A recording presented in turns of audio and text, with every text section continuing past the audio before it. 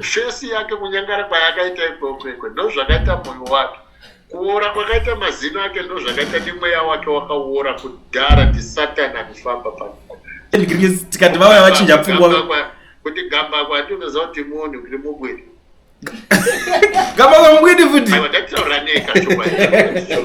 Zambia here Monoptapo wokupi tinomubvunza kuti Monoptapo akanga ari mubumbwa here.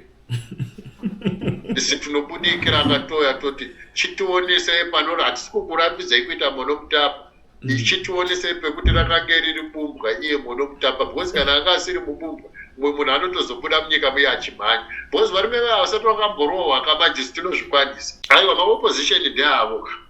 Saka uchiona vafana vesiveve ana Tsenengamu vana Mukwanaza mabhradha yachete wakanda even mZANU-PF vacho ana Chiyangwa kuti Chiyangwa hachisi chishona. Oh. Do you know that? Yeah. Chichawa. Chibwidi chinoreva kuti mufarinya. Kakukudze mafaira acho. Yeah. Kuti kasikuere munoziva kuti hachisi chikorekore. Chirudzi. Chichawa. Aish. Saka kasikuera isemwa kuti munyatso weZamure musikana. Ime vaifunga kuti ndokuma kuti Darwin kaZimbabwe veisana Shugeta vanana itimu racho kai. Zvigure zvakazi. Uenda kuZBC. Kutelevision nekuradio ndiwe vega hatiti. Uenda ukana Tiuda Moyo. Anoshanda navo gap racho ndiro. Saka iwe where is your gap as Zimbabwe? Ndozva ndiri kutoona kuti makona ese akatogara abatwa takatoisirwa gokora kudhara ka. Kaka ndora toda kutsemura iroro gokora. Ndikurova pagokora chete hapana kuopa ndikurova. Ndingorova pagokora ipapo. Kusvikira vadonedza maoko ndingorova magokora kana vadonedza maoko ndorova shaya. Ndechirova shaya edzidzine navo. Yeah. Kulian TV.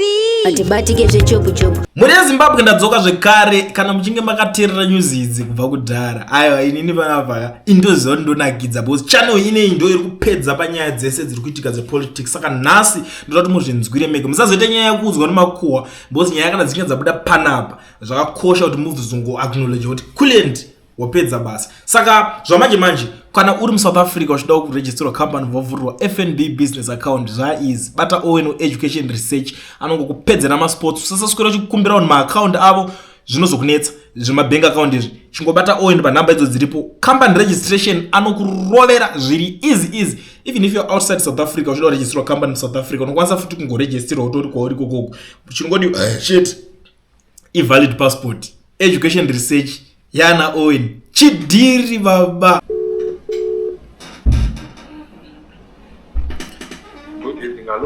Hello Elder murise apo. Ndiri mupenyu kwakadii. Aiwa kuno kutsvene sangana nemhuri yeZimbabwe.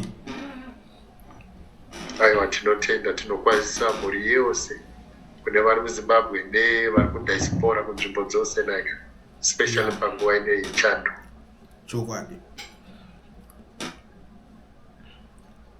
Uri kundinzwa zvakanaka? Yeah, loud and clear. You can go ahead. Okay. Yeah. Ndofunga network yangu kuno kweripota ichimbo jamba. Alright, but now ndikunzwa clear. Yes, ndine shoko randoda kuti nditaure especially kune vanhu vari kuprovince kumasvingo. Yes, so kuprovince kumasvingo tikuona kuti kuri kunzi the Zambian president Edgar Lungu akapewa passport inoratidza kuti zita rake anonzi Tendai. What? Tendai. Ndikukuudzai kuti passport yake anonzi Tendai. Senemu yakanyorwa inonzi Nya something yechishona. Zita nderechishona. Senemu ndeyechishona berekerwa kumasvingo. Saka ndo passport yaakashandisa pakupinda kwake muchipatara chemuSouth Africa. Ndobva afira imo.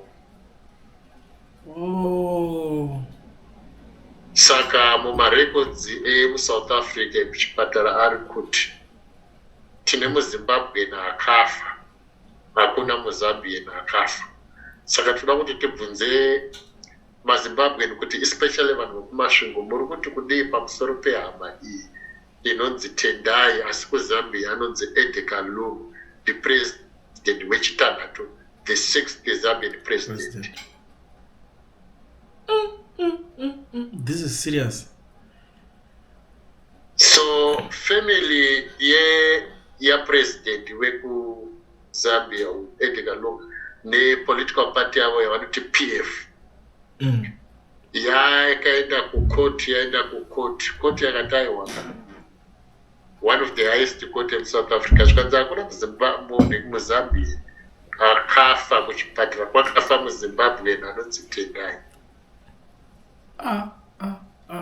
Saka imimi kana mune chokwadi chokuti kune muZambian akafa ari president wekuZambia anonzi Edgar Lungu Chagwa, uye ne evidence musi wa 18 July.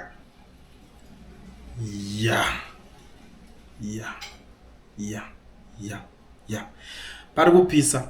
And do you still remember kuti zvinondonzi even Mnangagwa ndokumasvingo, saka ndikuona kuti zvakuita kakunomecha apa kuti vhiri kama aiwa ka mabombwa ndozvaari because Edgar Lungu Chagwa mubombwa Emerson Mnangagwa, kuti Mnangagwa hachisi chishona, hachisi chikaranga, hachisi chikalanga, hachisi chitonga, kuti Mnangagwa hachisi chikorekore, hachisi chizezuru, hachisi chitoko, hachisi chisamanyika, hachisi chindau, hachisi chichanga, hachisi chivenda, kuti Mnangagwa chibombwa chichawa. Rudzi rwemazita akaita kuti ana Mnangagwa runowanikwa bedzi kuZambia nekuMalawi. Saka wakaenda kuMalawi unowana ana Mnangagwa, wakaenda kuZambia unowana ana Mnangagwa machawa.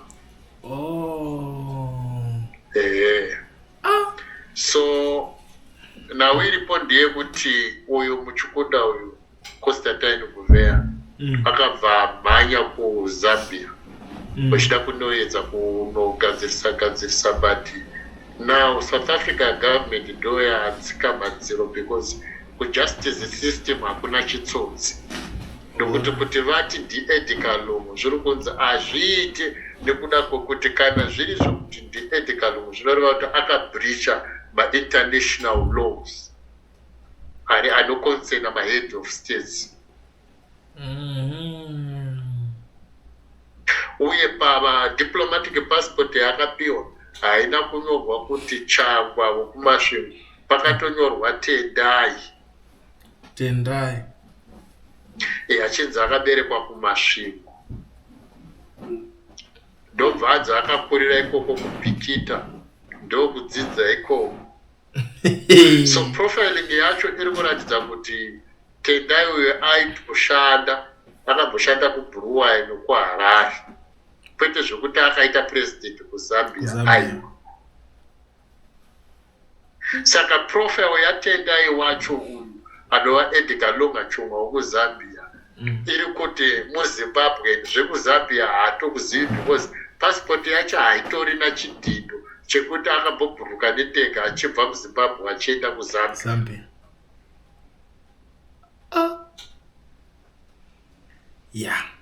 Saka vanhu vekuZambia vanenge vachitoti muzimba like isusu wokwedu woti kuti uyo muZambian kuZambia, saka vari kuti muzimba tikuti jiya. Aiwa, ivo vanozviziva havo kuti mubumbwa pane chitsotsi chakaitika, but manje paverification manje iri kudiwa manje authenticity ndiye kuti ndavaprove kuti muZambian nokuda kwokuti passport hairatidze kuZambia, asi passport haina kubvira yakati muZambia inoti muZimbabwe.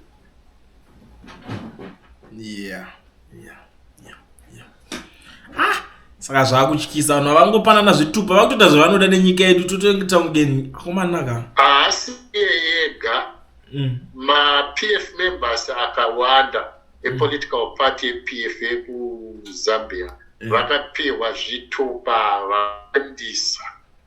zvemuzimbabwe.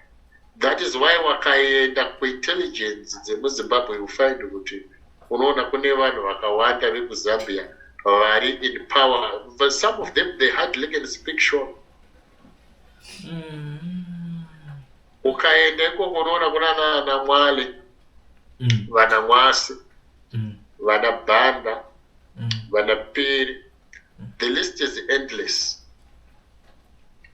Yeah. Ndo ariko wakaenda ku Rotten Walk court, wakaenda ku Supreme Court. The story remains the same. Wakaenda kuma police case. Ndivo vari. Ndo vanhu vacho vanenge varipo. Pari kupisa. Saka alright, Elder makazvitarisa apo poitwa sei? Toita sei nevanhu ava? Nanguka. Imimi kuita sei? Aiwa, isusu semaZimbabweans or sema-citizens because vanhu ava vari kuita zvavanoda nenhikirikinika. Havatadze kuita zvavanoda nekuda kwekuti number one, wadatarisa Robert Mugabe when he was the president. Akasiya create scholarship yekuti vanhu kuMalawi they should keep on coming to Zimbabwe. Vanopiwa scholarship, vanopiwa ma-citizenship. So Mnangagwa when he took over, akati the same thing. Akuiswa vemuZambia. Saka zvinhu zvavari kuita pachavo. So the difference yemabumbwa nemachawa is the similarity yekuti rudzi rumwe chete rwechichawa. Saka uchiona mari yemuZambia inonzi kwacha, mari yekuMalawi inonzi kwacha. Oh, yeah.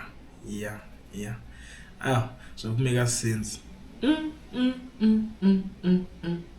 Toti tine nyika ipapapa. So, nyika munayo but pari zvinhu yakabvutwa.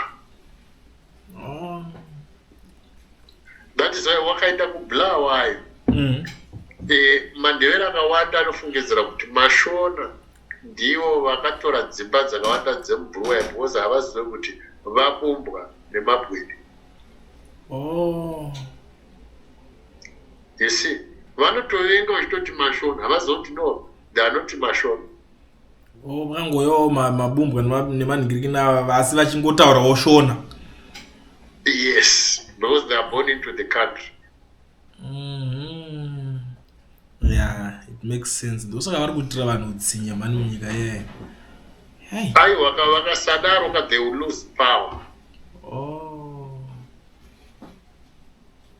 Yeah. They will lose power.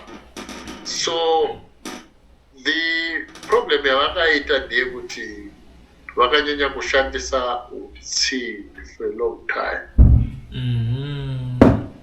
Nekupomera. So yes, saka zvinhu zvese zvinoitwa neutsinye zvine problem yekuti in the end zvinozongobuda huipi hwacho. Zvaikonzerwa nemakaro. Alright. So ndo zvimwe zvinhu zvakava zvakonzerwa kuti isusu even nemaZimbabwe tibva tatoita kugwara kana nenyaya yekuti havatye kuuraya, havatye kuita rafu vanhu. Aiwa, hakusi kuti tinosvika kuura inhau yekuti rudzi rwevanhu vemuZimbabwe vanodzidziswa kuti upenyu hwemunhu hunokosha uye zvitendero. Ivo kumusha kwavo kumadzinza avo hakuna izvozvo. Iyi munotambwa yese bhemba kumunhu akatoenda vakadaro. Ndo kumusha kunoitwa mashiripiti nemasaramusi. Kuti saramusi hatinoziva kuti iwedhi rechi-India. Kutamba kwavanoita zvigure hazvina kuoriginata kuMalawi nemuZambia. Kumusha kwazvo origin kuIndia. Ndokwa zvakabva.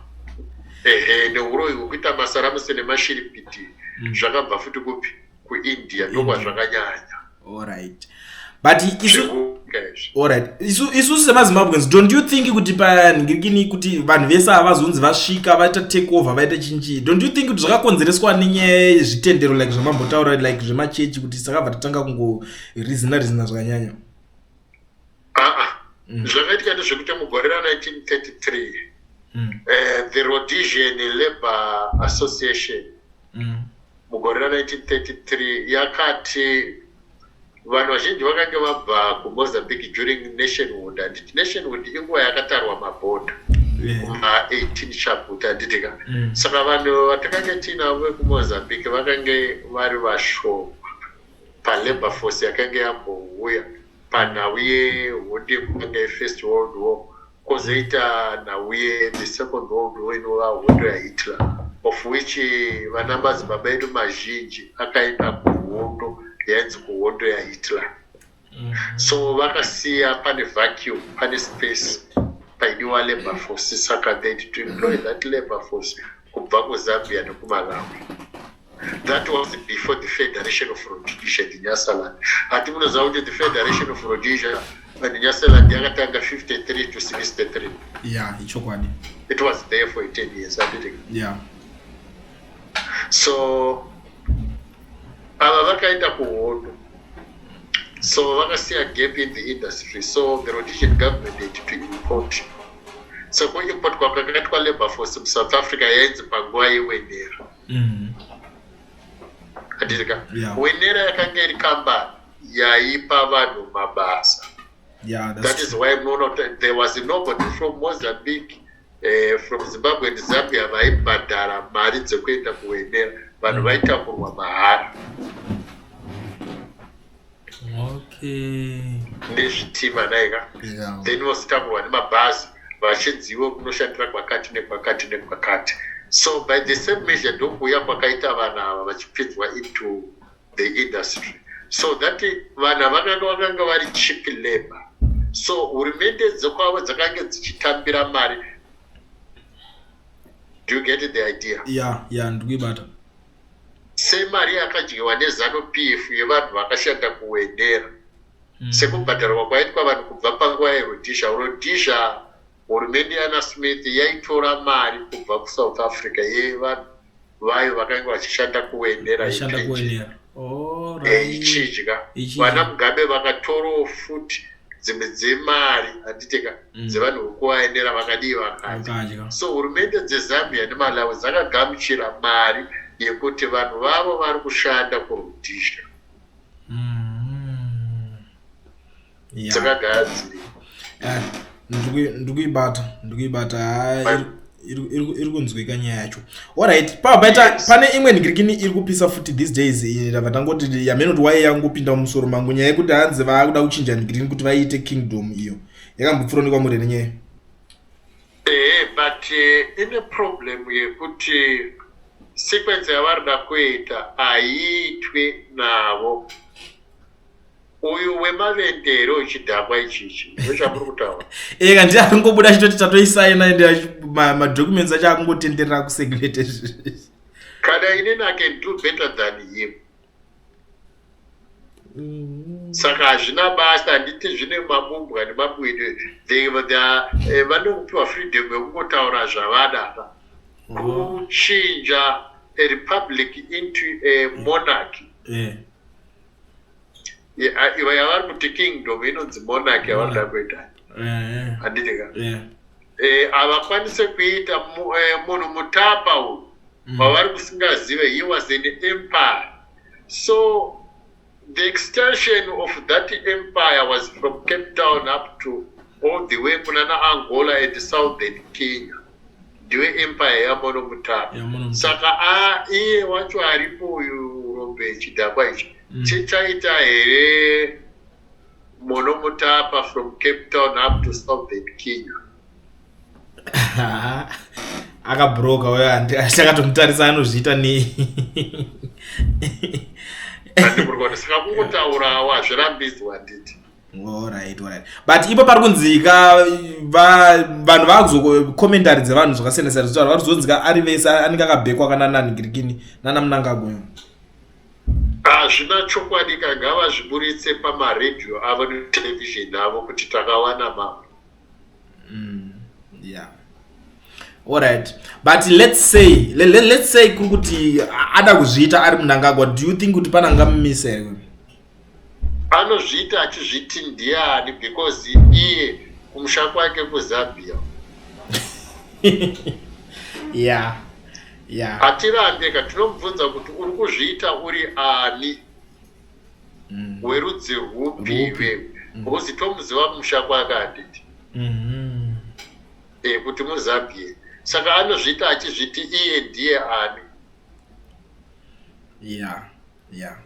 Monomutapo wokuzambia here monomutapo wokupi tinomubvunza kuti monomutapo akanga ari mubumbwa here isi tinobudikira akatoya toti chitionesei panori hatisi kukurambidzai kuita monomutapo ichitionesei pekuti rakanga riri bumbwa iye monomutapa because kana anga asiri mubumbwa mumwe munhu anotozobuda munyika muye achimhanya because varume vaya vasati vakamborohwa kamanjisi tinozvikwanisa.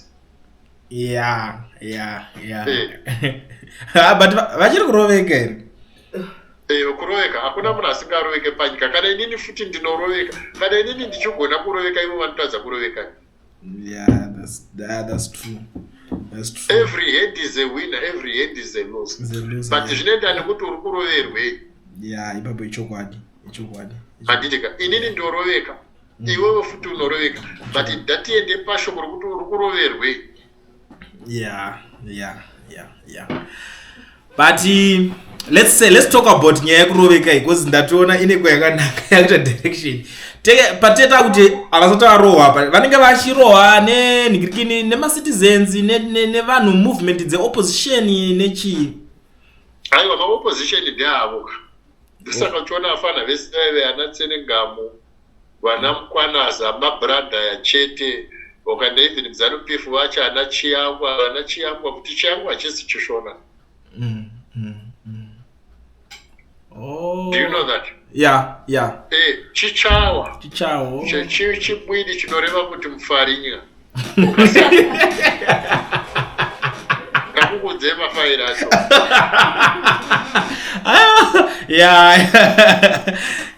Branda yakarieri imo muri kuti ndewe kuti kasikuere munoziva kuti hachisi chikorekore chirudzi chichawa aishi saka kasukwera isemwa kuti munyatso weZambure musikana imi vaifunga kuti ndokuma kuti Darwin kasiba branda yega ka ndinofunga kuti kandi munhu ndokudharweni zvakasukwere pesa apa ndozvinoita makavharwa handiti isystem yakarongwa kani. Alright. Ndotoda kuita dismantle ka.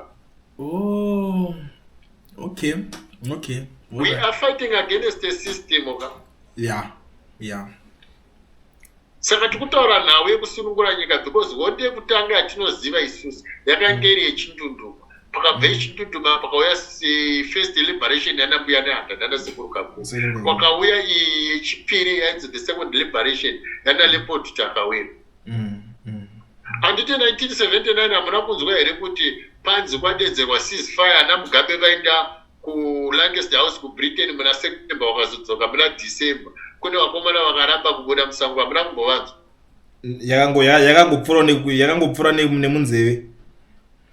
Kaka ndivairamba vachibvunza kuti uyu mubumbwa awana sei utungamiriri hwenyika isiri yake. Nokuti kandisaka uchiona kuti 1980 paitika ma-elections kuLancaster House difference yangu yeZAPU neZANU vakanga vari vese kuLancaster ndeyekuti ZAPU yaiti tikuna late yangomo vana Mugabe veZANU vaiti we are fighting for universal suffrage kana kuti one man one vote tuna ma-equal rights vanga vasingataure nauye late. So because the British government consider that Zimbabwe is a little England because they were getting the best of the produce of the land, watermelon, cucumber, original maize, and GMOs from Zimbabwe, beans, peas, fresh milk, beef from Zimbabwe. Okay. So my British supermarkets is I think is a original. Of which more than 70% chikafu chichaibva kuZimbabwe. That is why today King aripo munoziva kuti the British ndombe monarch vanonwa mvura yespring water inobva kuZimbabwe. Kwete kuAmerica, kwete kuAustralia, kwete kuNew Zealand, kwete kuRussia, kwete kuMiddle East. kwete kuSouth Africa inobva muZimbabwe. Inobva muZimbabwe. Oh. Mufana kuziziva izvozvo. Yeah, takutoita tichionera nyaya yacho. But they are rich. Nguva unotora mvura chete kuZimbabwe. Yeah. Equality yemvura. Oh. Iri munyika medu. Tuzorasika pabhize nyika. Umana nyika vanhu nyika ine upfumi kuti vanhu vanotoda nemvura yemo. Malawi they are taught Maditeka to not to love their country but to love Zimbabwe. Oh. Maditeka. This is what kuna national FM bebe kukaza anvanotovereka news dzechichawo. That's true. Ipapo ichokwadi. Maditeka. Vanhu vacho vari machi. Vesa na Shugeta vanana itimu racho kai. Zvigure zvega. Wenda ku ZBC. Ku television neku radio ndiwe vega atiti. Wenda ukana tiuta moyo. Anoshanda navo gap racho ndiro. Saka iwe where is your gap as Zimbabwe? Ndozvandiri kutoona kuti makona ese akatogara abatwa takatoisirwa gokora kudhara ka. Kaka ndora toda kutsemura iro rugokora ndikurova pagokora chete hapana kuopa ndikurova. Ndingorova pagokora ipapo. Kusvikira vadonedza maoko ndingorova magokora kana vadonedza maoko ndorova shaya. Ndechurova shaya dzine navo. Yeah. Rubatika dare. But inini munoona pane zvinhu zvese chinjikunyanya kundivhiringa zvangu inini inyaya kuti akabuda nhasi akati 2030 akabuda akati chakati pombobuda ana mudhara geza pomboya kuti aiwa daiso muri Zimbabwe ngatitobuda. Unoona vanhu veZimbabwe they end up va confused to be very honest kuti toita sei. Anageza ndakataura from the beginning kuti iye pachake ane criminal record. Andito unoziva here just like Joseph Chinotimba. He shot his neighbor kuHighfield kunepfuta akafa.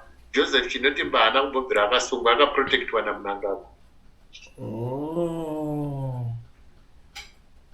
Hello? Yeah. Ndikuinzwa. Hey. So uyu Geza uyu akauraya makaenda kunhingirino kwane kudziya kumwana mukomana ane 11 years mukomana ukwamagesa akauraya munhu ikokoko.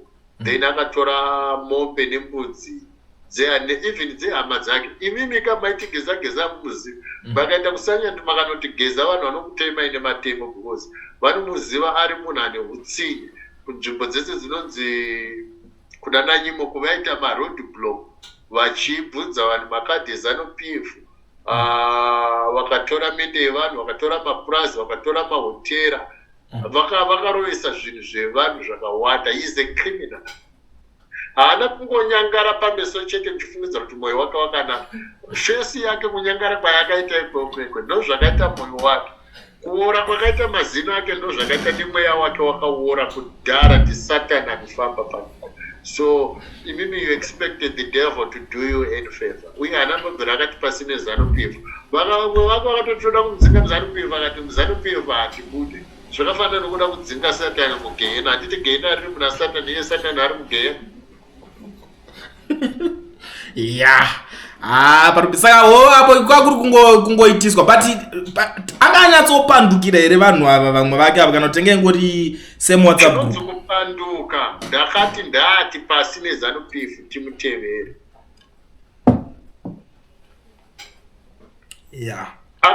Taida kuti angotaura one word rokuti pasi neZANU-PF. Zvimwe zvese hazvina basa zvino. Chatisiri kuda munyika iZANU-PF. Ngaangoti pasi neZANU-PF haagoni kudaro nokuda kuti pasi neZANU-PF zvakafanana nekuti pasi nemachawa.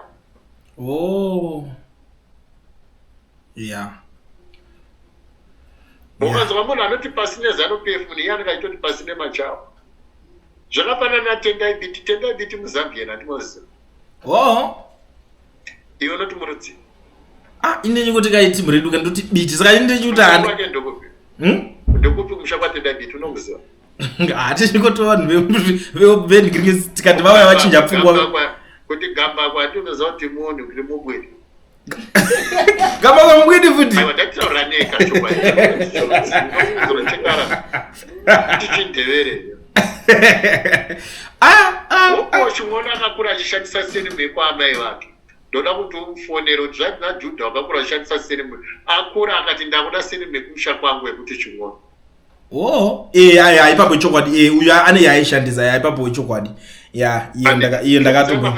Saka makatenderedzwa kubva kumedia kwese kune ma-access. So now iri kuti we must ground everything. Mafezi inofana kutodzorwa papoint 0 kuti ngomira. Saka apa zvazvirongoreva kureva kuti pada kubviswa kubva kumajaji najaji achiri kuchikoro ada kutofaiwa achiri kutodzidza ada kutobviswa futi pototangidzwa kuti from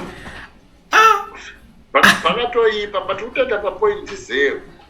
So you find kuti takati Job Scala atanoziva na Scala ndewekuzambia futi iwo kuzodanga ari mushona angadi asina kupondwa here saleni mojo. Saka wedu ndiani cheche? Saka wedu cheche anomira nosize maZimbabwe nocho ndiani cheche? Sekuru vachamisa iwo vanobvunzwa vachamisa achitaura here kuti is a proud kuti vabereki vake vakabva kuMalawi. Ndopana chamisa. Vakazotamira kwaGutuku handinoziva kuti sekuru vake vangu vari reverend. Wakambonzwa village yekwachamisa here? Handizivi ndinongoziva kuti vanobva kuGutu ikoko. Kanga wakambonzwa village yacho enda yaka ikoko unobvunza kuti kubvunza kuti makabva kupo vanokuudza kuti takabva Nyasarava.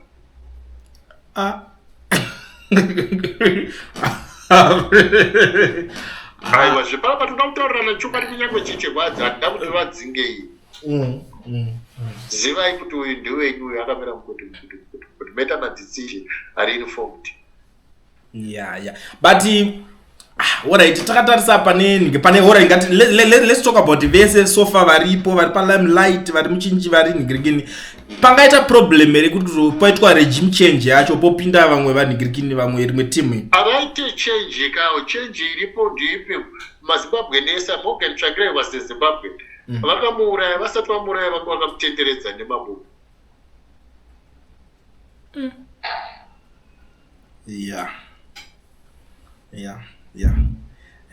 Hatuna kutaurirana chokwadi kana tichinyepa motaura kuti Judha uri kunyepa dai. Tikutodzidzawo zvimwe zvacho unotonzwoka zvimwe zvacho unenge kuri kutodzidzawo. Imimi vanhu vakanyeperwa kuti Chiwenga arakumukira Mnangagwa azviite because panguva yeGukura Hundi Chiwenga he was commanding Midlands kupondwa kwevanhu. Mnangagwa he was commanding Matebeleni pakupondwa kwevanhu.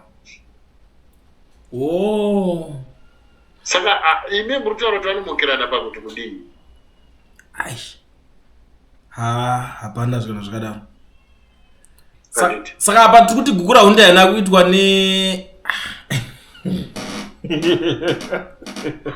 Gukura Hundi akatangira kuMozambique kwete kuMatebeleni. Mandevere mazhinji havazvizive kuti Gukura Hundi akatangira kuMozambique.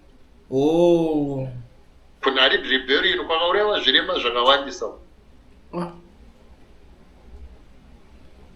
Saka andiro anokureva kuti haina kuitwa nevedu vemaZimbabwenza.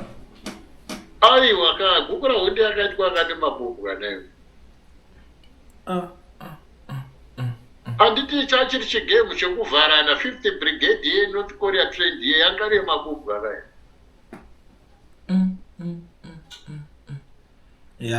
Kuti Mandevere anzi akapondwa nemashona.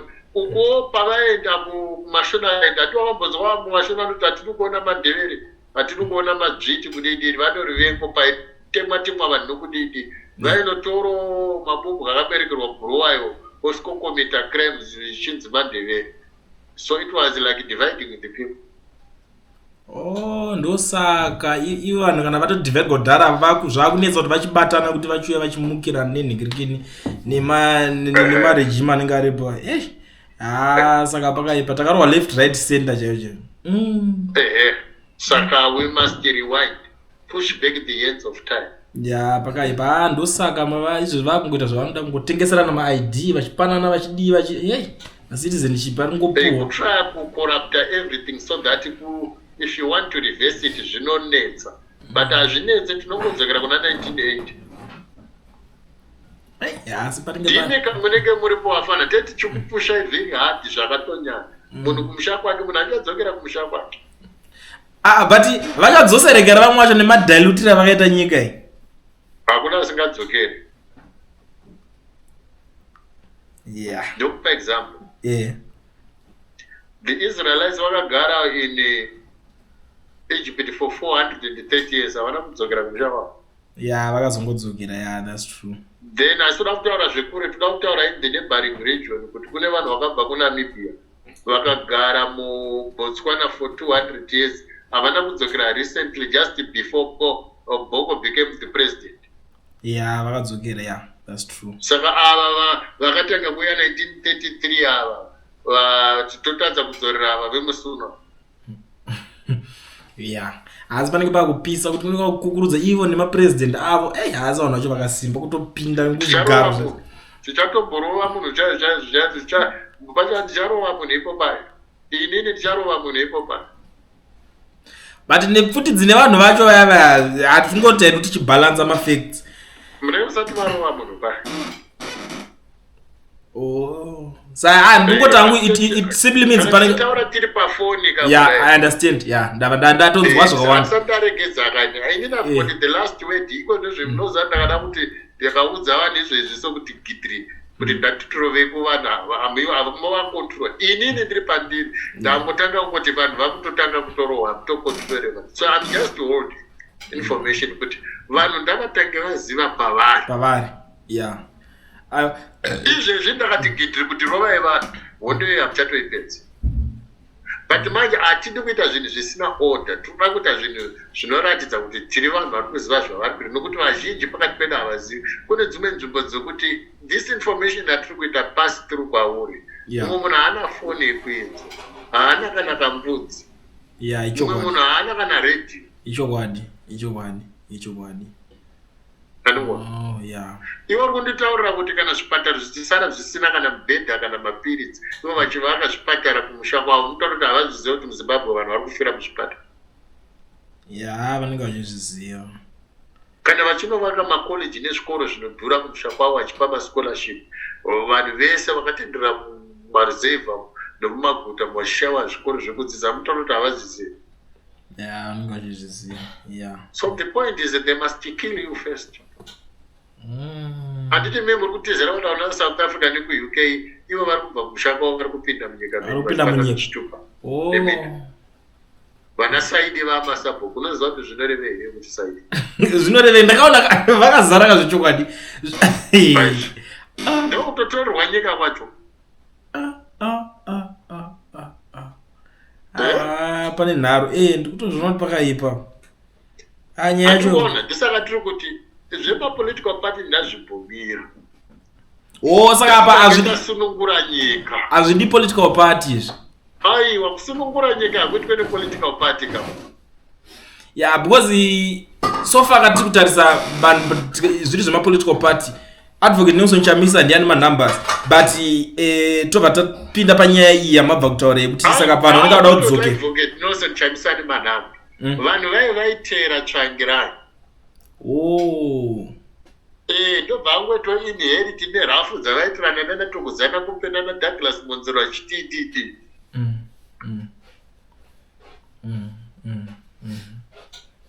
handiti ndezvenhaka akazvinhu zvekushandira zvinhu ndopena ndoda kubvunza saka panenge pakuitwa sei manje panenge pakunzi munhu wese ochidzokera kunhingirini kwake saka uchimidzi pane pakutotsvagwa umwe new leader ndatopoka leader wacho muruda mumwe leader upiko kana mutawana mwari nani tosapota iye ari nani but pari zvino aripo wacho dhini it makes sense now takuningirikina pakungoda saka ndiri better I understand. I believe kuti tine vanhu vari more professional in knowledge, in speaking, in understanding, in being innovative, with a better vision. So vanhu ivava vamwe vari kusvika vamwe they are being surprised. Saka isusu vacho mabalance asingazivi tinombofana kubata nyanga tichivamirira kuti takangova tisoti aiwa tatakakumirira simbi dzenyu dzibata nyika mufambe mberi. Wazapa ima muchaselect mabumbwa newa muri kutaura acho maningiriki na vanonotonga kumushakwamo hatitoni kumushakwamo. Listen, South African must own South Africans. Angolans must own Angola. Mozambique must Mozambique. Mozambique must own Malawi. Zambians must own Zambians. Africans must own Africa. Europeans must own Europe. Asians must own Asia. Indians must own India. Yeah, ndikuibata. We are all Africans, but mwene mwari kunzvimbo kwake kana tichishanyirana kwete zvokuti kumshapa vanotonga meni voda kutonga.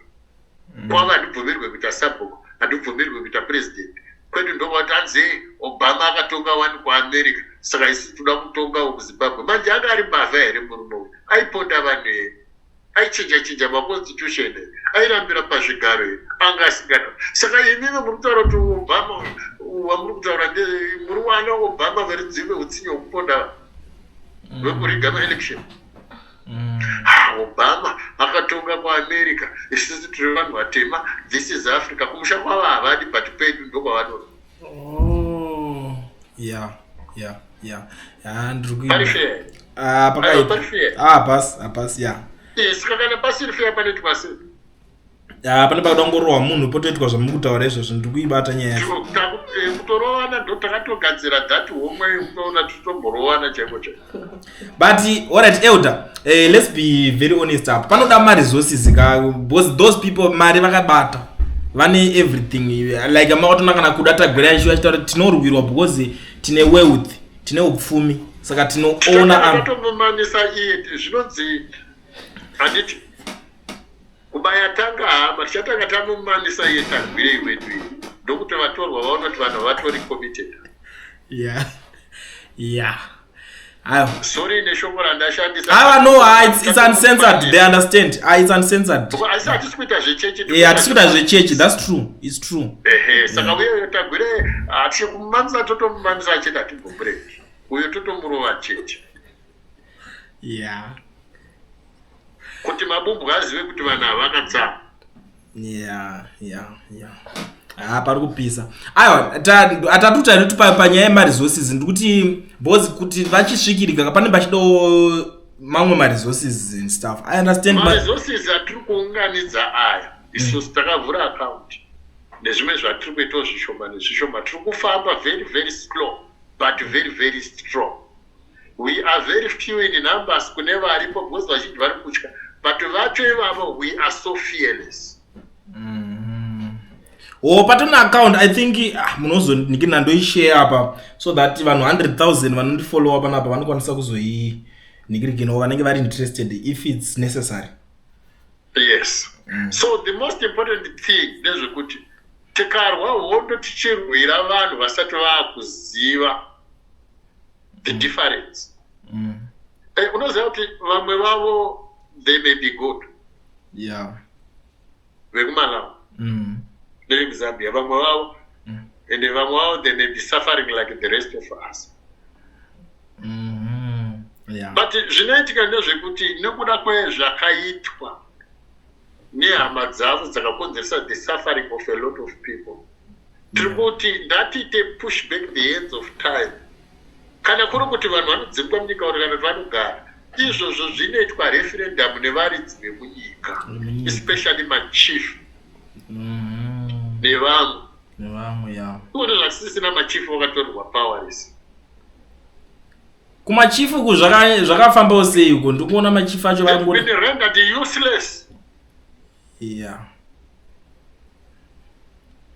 Vama puppets eZANU-PF. Peke machifu enyika. Hakuna topindawo mabumbu kafuti kumachifu ikoko. Vamwe vako one in certain areas. Vamwe vakaappointiwa.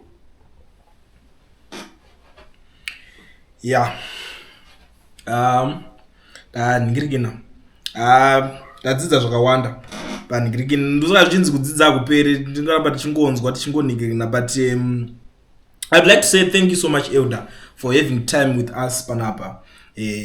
Ndoziva kuti vazhinji vane zvekunikirikina so kana yeningirikini yeaccount kana muchinge mazotaura ningirikini munokwanisa kuzondishare maningirikini so that ndokwanisa kupa vanhu vanenge vanzwa message vanokwanisa kuningirikina.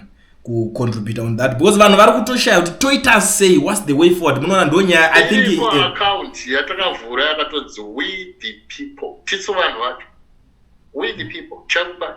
Alright, munondipa ndinoiisa ipapa because since vatonzwa dai vachatanga kutobvunza kuti account haufani ndingoiisa ipapa, munongoshare link or whatever chavanokwanisa kuningirikina pazviri. Saka pane pada kushanda chistare kwanyoka yemabhunu here kana kuti imwe yenyu?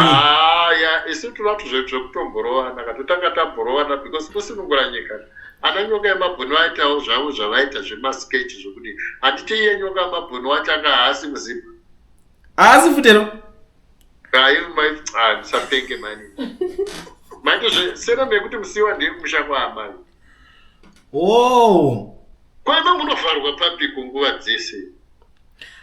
Munoona tisinganyewo zvifambira because techingotakanzwa senemeshona todatoti achi aiwa vakawanda vane maseremu, vamwe vakutonzana machona, vangopiwa maseremu, vamwe vakatonzi vamwe vakutonzana moyo zvekuti ndogona tofungudza ukanzwa kuti moyo utoti dewa varipo vamwe. Pane mumwe akazofirwa kuno kuSouth Africa takaatenda taikuti moyo iye ari munigiri wopasite saka zvakazoitika ndezvekuti kuviga mwana manje, mwana akanga kamuzukuru wacho anga akafa akashama. Saka ndipangoitwa marituals payo ndobvwadzi moyo didi mwana ndobva. Saka vamwe ndovakazoti pari kutodiwa vanhu vanogona kutaura nechinyasa chichava. Anatete vacho zvikanzi itai taurai nechichava kudini, ndobva taura nechichava, mwana ndobva avhara muromo, ndobva tamuviga. But pangwese taimuti moyo dewa iye haka ari kudekere narumba. Pakaipa. Ndikutaura true story kakwari zvezvemafojari. Ndikutonzwa Saka mumwe wacho manje ndisandaziva kuti akanga ariyo uyu. Taitombotura chiti mabrata yachimabubwa iye tobvati akuda kudaro sosa ndiyo Zimbabwe. Zvakati aiwa isi Zimbabwe, iye kuti anditaure kuti ndiri mumwe wanhu ava haachadi. Angazingachatauri. Angachasatauri manje zvakatondimaka. Ndakazozviziva leta.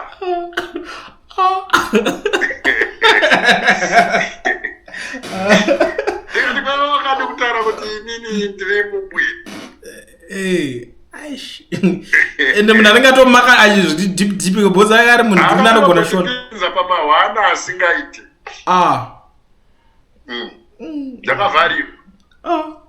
Pakaipa. Ndakavharirwa. Ndakavharirwa, kuvharirwa muchingengete, kuvharirwa sungwa.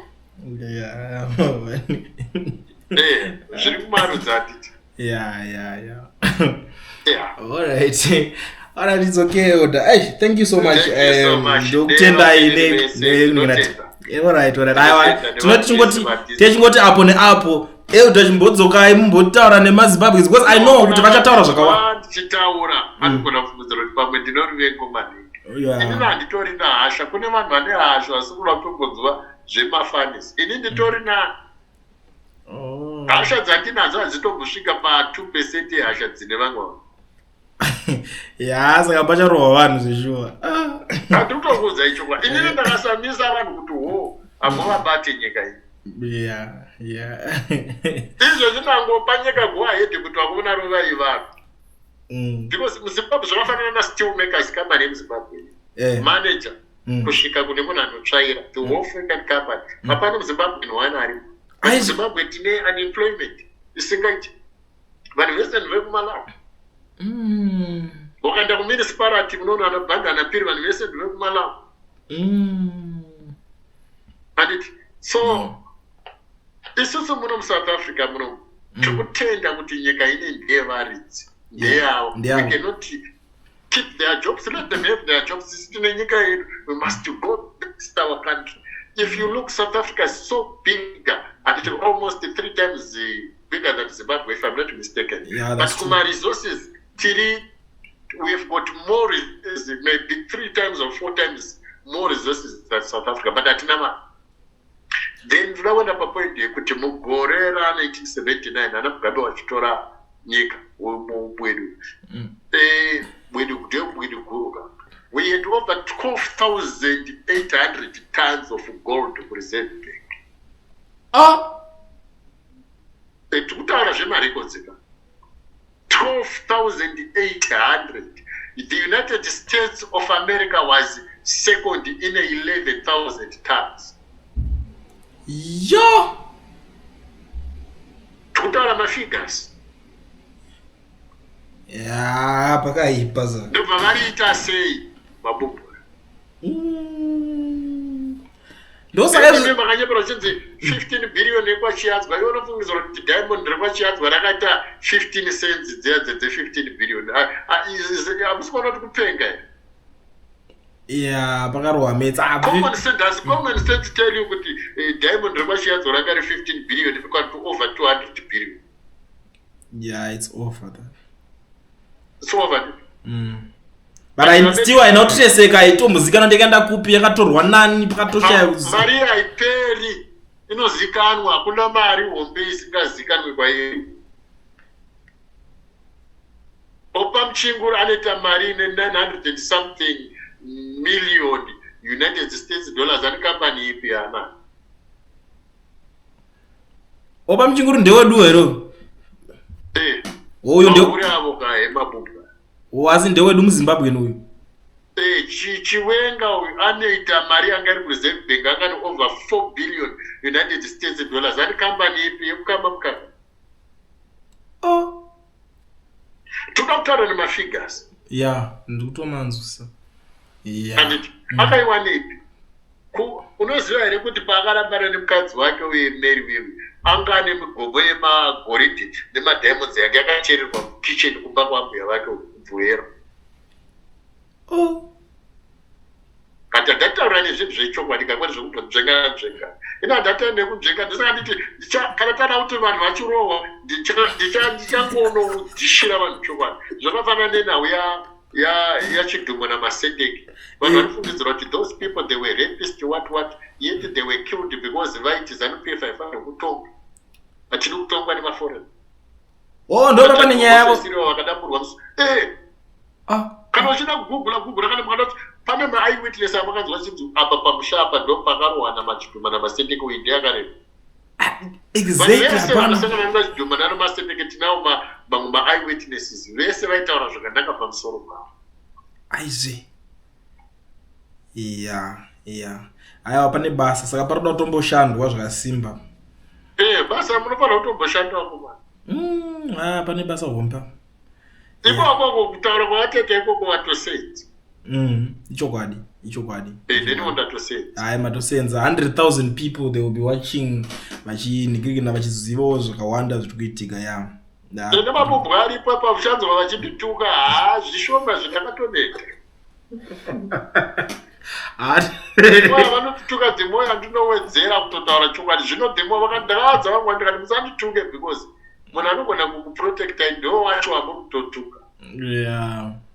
Because makaramba muchindituka ndichakuregai vanhu vakakumanyisa isisingai ende chiri shuru.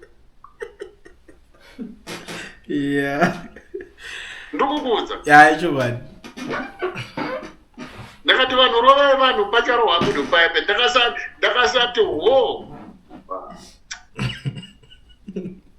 pacha ikanzanzi pachamhanywa zvisingaiti. Kunyangwe ndakafa vanhu vachatongorohwa ende ndakatofa zvinotowedzera kuteta wese panototsikwa munhu zvekutozonyanya kuti vanotonzi ndimi akauraya. Vanotonzi ndimi makauraya vanotozonyanya kutozotsikwa wese. That's makara ya komanda ichokwadi. That's makara ya komanda. Vanotozotsikwa rafu. Vanofana kutondinamatira vachindida vasinga ndofanira kutondinamatira kuti ndirarama.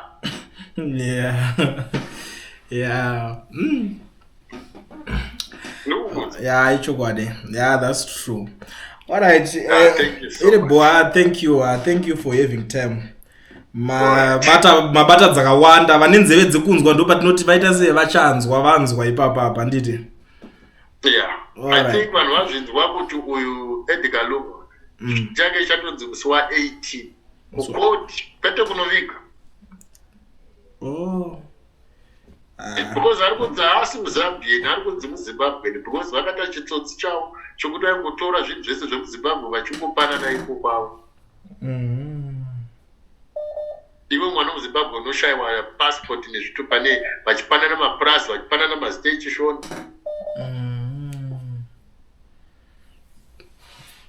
Yeah, Pagai. Okay, thank you All right, so sharp. much. Thank you. Sharp. Bye bye. All right.